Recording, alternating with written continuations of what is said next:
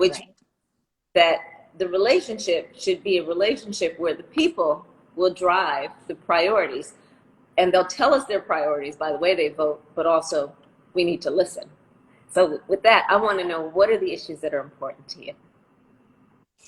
Yeah, I mean, I think there's so many issues that we can focus on, but when you think about what you want to do in the world, how you can be a civically engaged human, a civically engaged young human, you sometimes, and not speaking for my whole generation, but I know sometimes young people struggle with, what do I focus on? Do I focus on one thing, or do I focus on many things? And I feel like even if something, an issue is not directly affecting you, to know that it's affecting somebody else should be more than enough for you to want to try to help those people and try to help your global community. So whether that's gun reform or climate change or the criminal justice system or protecting the lives of immigrants, there's so many things that we can try to put our attention and our passion into, while trying to still, again, operating from a space of education and listening, like you said.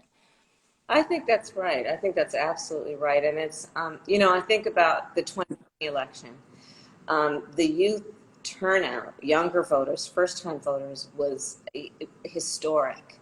Yeah. And I think it's important to remind all the folks who are part of this conversation right now, those of you who stood in line for hours, those of you who, you mailed in your ballot, you took the time to fill it out. The effort that you made included you ordering certain things, saying that this is what I want. And so, we heard that what you wanted is, you wanted to know, for example, that we would support HBCUs. So Mm. in the first 6 months, we've invested and committed to invest $2.6 billion in HBCUs. Folks said, because when they voted in 2020, it was in the midst of the pandemic. We want to know that those of us who are unemployed through no fault of our own, because our businesses, the places where we work, are closed, we need relief. $1,400 checks went out, right? People who said, let's lift children out of poverty. The child tax credit has come to be, which is going to lift half of America's children out of poverty, in particular children of color. So I think it's important to also remind people that when you vote, elections matter, and you actually can get what you ask for and what you demand. Right. That there's a relationship, right? It's not just you're supposed to vote. It's your right and responsibility as a citizen. It is literally, you also have the right to get the things you want, and that's one of the ways to get them, is to express yourself through your vote. Yeah. Absolutely. Absolutely. Well, I have a question for you, Miss Kamala. As we've been talking about, youth are fighting across the country to have their voices be heard and for the right to vote. So what is the federal government doing to support us in that fight? Well, one of the things we have to do, there are two bills in Congress right now, and the names of the bills are the For the People Act, and the other one is the John Lewis Voting Rights Act. So for the people. And it's about basically empowering voters, making sure that states like what we're seeing in Texas and Georgia, Montana, some other places, that we will have the ability to push back when states want to restrict voters' rights. And then the John Lewis Voting Rights Act is named after an incredible American hero. He passed away recently, but he was a member of Congress. His name was John Lewis. He marched with Dr. King, with Martin Luther King, and he fought his entire life for voting rights, but he was a fighter for LGBTQ rights, for immigrant rights, for equal rights for all people. So these two bills would strengthen the rules around making sure that it is not difficult for people to vote, and that states can't make it difficult for people to vote. So that's one of the things that right now we want to make sure that we get done, which is that those two bills get passed. Because again, sometimes you can judge your power by people then taking notice of your power expressing itself, and then they might want to suppress your power or weaken your power. So what happened is the youth vote was so powerful in 2020 And then we start seeing all these states trying to make it more difficult. And we got to fight back against that. And those two pieces of legislation would do that. And I'll just give you some examples. So, for example, younger voters sometimes find it more difficult to vote because you may not have a car, right? Mm. So the good laws and the good rules say, okay, let's have vote by mail, early voting so you can figure out, or drop boxes so you can go by and drop in a box. Well, there are states who are trying to restrict the ease with which you could do that. Young voters, you may move around a lot, right? And if it's because you're living in different dormitories if you're in college, or you're living in different places because you're, working in different places.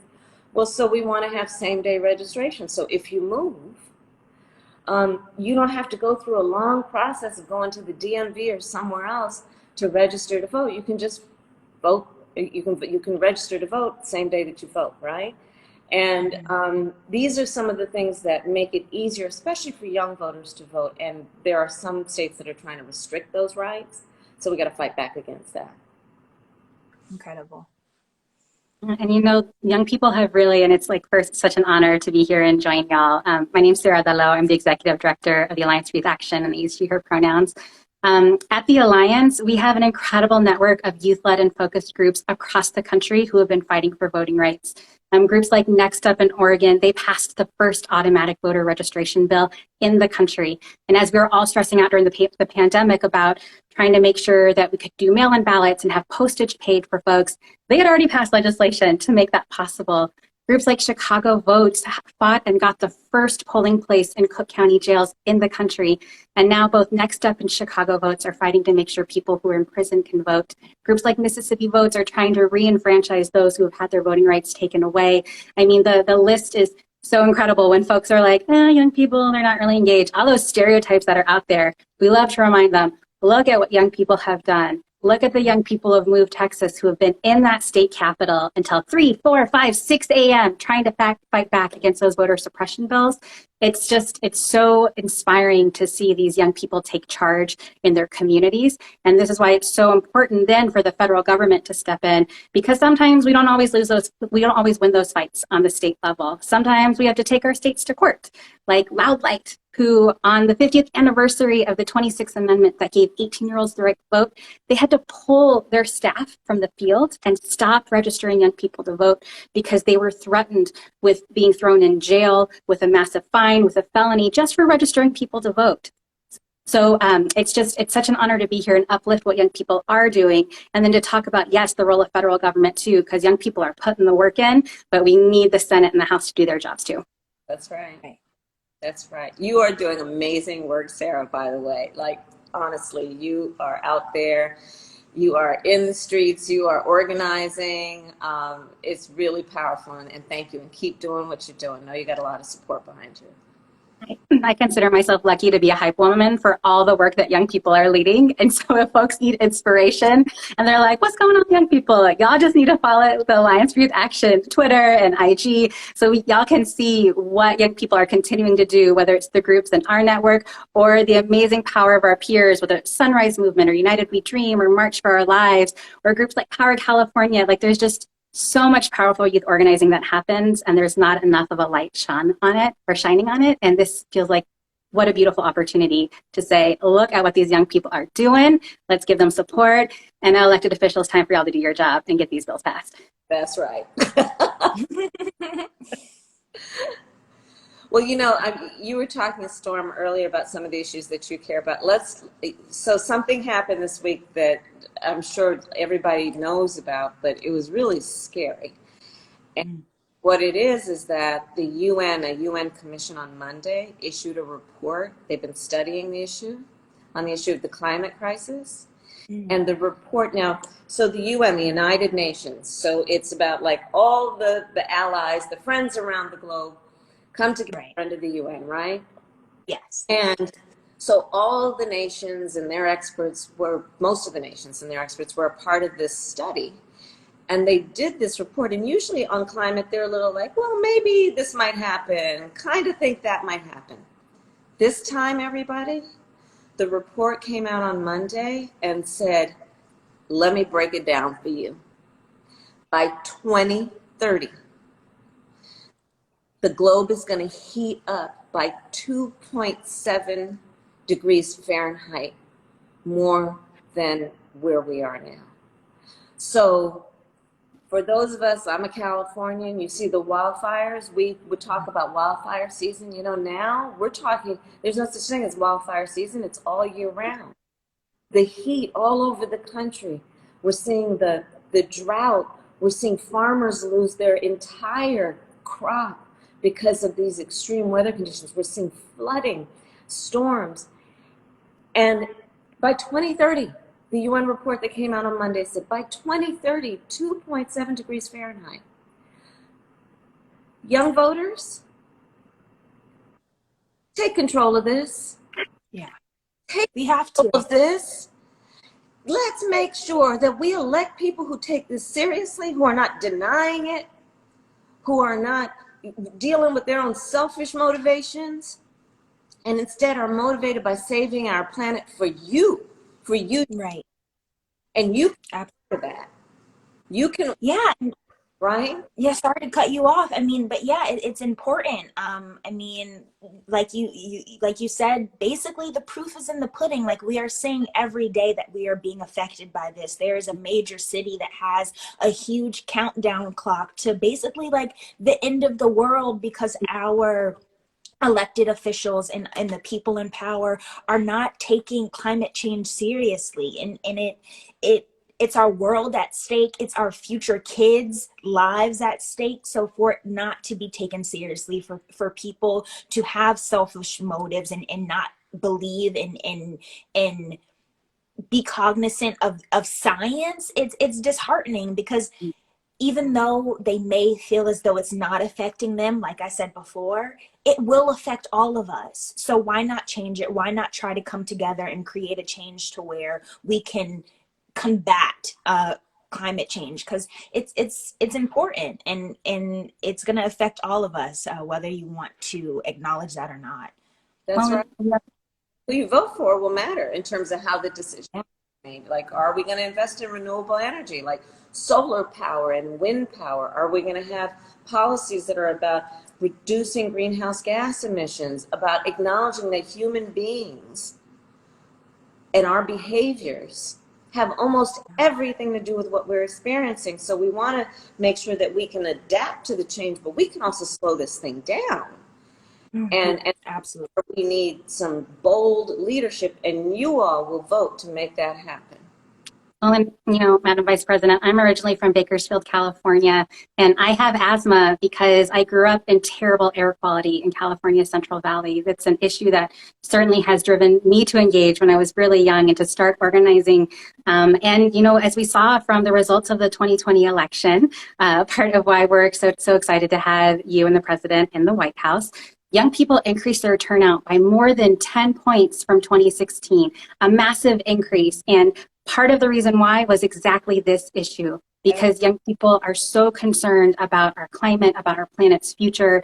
And this is why they have been pushing time and again to fight for a Green New Deal, to make sure that we're holding these electeds accountable, because the clock is ticking. We are over time, and whether it's the federal government, state, or local, young people are engaged. From Miami, like Engage Miami is working on this issue from the perspective of sea level rise and gentrification, to Montana, where Ford, Montana is looking at this issue through public lands. It's just such an important issue.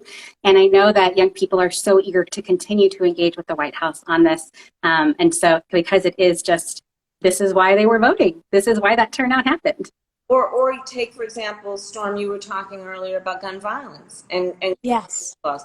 So your vote can determine whether the people who want reasonable gun safety laws like background checks and assault weapons bans are in office, or the people who don't understand and appreciate the importance of that are in office, right? Who you vote for, who you elect, will make the difference on issues like gun violence and whether we're going to have reasonable gun safety laws or not. Right. So there's so many issues. I mean, you talk about even like what we need to do to decrease the racial wealth gap, and who's going to be in office who, one, acknowledges that it exists, acknowledges that women are still not paid as much as men, acknowledges that we have huge gaps in terms of what's going on in our education system, right? You guys make the decisions about who's in office and whether they care about those issues or not, and then act on it. I almost think of voting in some ways is that when you vote, it's almost like you're placing an order. You're saying, this is what I want, right? And we saw in 2020, when we had such a big turnout, this is what people said. And then we were able to put in place policies that you said you wanted. Right. Yeah, I love, Madam Vice President, that you raised closing the racial wealth gap, because it's such an important issue, you know, whether folks are millennials like me or Gen Z like Storm. You know, these recessions have impacted both of our generations as we've been coming into adulthood, and we've seen our parents be impacted by these recessions. We've seen our peers be impacted by these recessions. And so I know that y'all have done great work to talk about uplifting more apprenticeships and job training for young people, and that's excellent. And other ways to start closing the racial wealth gap are to cancel student debt. And so many young people are engaged on this issue, and we know the president can do it. So we're so hopeful that this is some administrative action that we're going to see coming down the pipeline, because this issue is just impacting so many of us. So between canceling student debt, making college free, there is just such a bright outlook that our generations are pretty desperate for, because we've just been through so much economic turmoil in our lives. No, that's right. That's right. And including, you know, I mean, even I'll connect that to also the climate thing. We're creating a climate corps, right, which is jobs that are good paying jobs. You know, the other thing about our administration, the president and I feel very strongly, we are a pro-union administration. We believe in workers' rights. We believe in the importance of workers being able to organize so that they can work in safe places, and they can have wages that are not, we're going to fight for $15 an hour minimum wage, but, you know, what people really need is 30, 40 and more dollars an hour to be able to live a quality of life that allows them to have freedom, right? So these are the things that we fight for. Exactly. Absolutely. Yeah. Go ahead. It's going to be your first, so this is your first ballot. You just got that. Yes, I got it. I got it in the mail yesterday, and I was like, this is just divine timing. The universe is working in our favor. And it's exciting, and it's nerve-wracking to be able to have so much power in your hands, and so much power in a booklet that you get to mail or that you get to drop off at a poll. But you have to think about, like, again, our lives are depending on the votes that we make and the officials that we elect. So I feel more than grateful in moving in a space of gratitude to be able to be of age to make my voice heard. But again, I have to be cognizant and know that I know a fraction of what I need to know about voting and voting rights. So being able to have conversations like this, or be involved with organizations like Fair Fight Action, Miss Stacey Abrams' organization to combat voter suppression in Georgia. I am born and raised in Georgia, so that is my home state, but we do have a lot of voter suppression. So to be able to go on that website or have conversations or listen to conversations that Miss Stacey is having, or like you said, reaching out to our congressional reps and our senators and really telling people how we feel outside of voting is incredible. So I'm excited for me and all my homies to be able to vote and continue to get our future ballots. And it's going to be a learning curve for all of us. But again, I'm grateful. Well, and Storm's just doing the amazing important work. Like, first, congrats, like, first time voting. I remember my first time voting. It's just such an important life marker, and we should all be celebrating young people the first time that they're voting and making sure you have all the information you need. I mean, I'm guessing because this is 2021, that's a local election, and we don't always have great turnout for anybody in local elections. And that's why it's so important to make sure that young people have the tools and support they need to organize their peers. I mean, over the last couple of weeks, the Washington Bus was doing incredible work to educate young people about voting in the Washington primaries. Minnesota Youth Collective this week was doing work to educate young people about turning out for their local primaries in Minneapolis and St. Paul. And so this is just why it's so important. Like, one, Storm, thank you for uplifting and for voting. This is so important. And we got to shine those lights on those great organizations who every single day they're hustling 365 days a year to give young people the tools they need to make the decisions that are important to them about their communities, right? To push electeds on the issues that they care about, to hold them accountable, and yeah, just keep on organizing to make our communities more just. Absolutely. And never let anyone take your voice from you. You know, my mother had many sayings, and she would say to me, you never let anyone tell you who you are. You tell them who you are. Mm. And your vote is part of you telling people who you are, right? It's your powerful thing. And we never want to let anybody take our power from us, especially the power of our voice. And there are many ways to express your voice, and one of them is with your vote. So, well, it's good to be with you guys. Yes, thank Thank you, Madam you. Vice President. Thank you, Sarah. And listen, thank you, Storm, for using your celebrity and your voice in so many important ways, including this. It really makes a difference. And Sarah, thank you for all the hard work you are doing on the ground every day and organizing. It really, thank you. I mean, Madam Vice President, like I feel so lucky to be here because I'm just like I said, I get to be the hype woman for a lot of incredible and young organizers who frankly would love to meet with you. And so I'll have to make organizer hat says in with an ask, and we are ready to continue the conversation with you. Let's do that. All right, guys. Yes. Thank you guys so much. Thanks, Storm. Yes. Thank you, everybody, for joining. This was an incredible conversation. We talked about all things voting rights and youth voting. And go out there and vote if you can. You are going to use your voice and you're going to make a change. We're sending you love. Thank you, guys.